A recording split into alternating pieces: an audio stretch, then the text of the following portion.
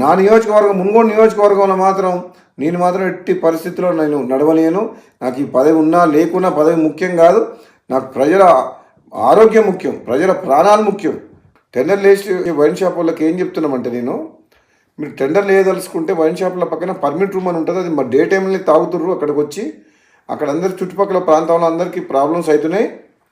అక్కడ permit room అనేది ఉండదు. మా మున్గోడులో మేము నడవలేము అని చెప్పినాం.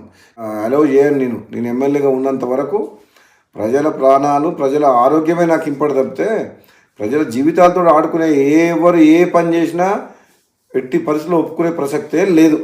ఊరు బయట ఉండాల్సిన వైన్ షాప్ ఊరు సెంటర్లో ఉంటుంది. బెల్ షాప్లోకి అమ్మొద్దంటే మళ్ళీ దొంగసాటుగా బెల్ షాప్లో అమ్ముతుండ్రు. అది అమ్మొద్దో చెప్తున్నా.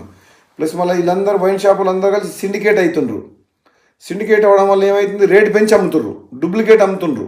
వేరే మండలాలు, వేరే నియోజకవర్గాలు, వేరే జిల్లా వాళ్ళు ఇక్కడ పార్టిసిపేట్ చేయొద్దు. ఇప్పుడు వైన్ షాప్ లొకేషన్స్ కూడా తప్పున్నాయి. టౌన్లో, సెంటర్లో, పబ్లిక్ ప్లేసెస్లో పెట్టిండ్రు. అది ఊరు బయట పెట్టాలి వైన్ షాప్. అసలు తప్పకుండా ఈ మున్గోడుతో పాటు తెలంగాణ రాష్ట్రంలో ఈ ఎక్సైజ్ పాలసీని సమీక్షించి ఈ ప్రజల ఆరోగ్యం ఖరాబ్ చేసేది కాదు, ప్రజల ఆరోగ్యం మెరుగుపరిచే విధంగా మనం ఏ విధంగా ప్రభుత్వం పనిచేయాలనో ఆలోచన చేయాలని చెప్పి కూడా ప్రభుత్వం దృష్టికి తీసుకుపోతాను నేను తప్పకుండా.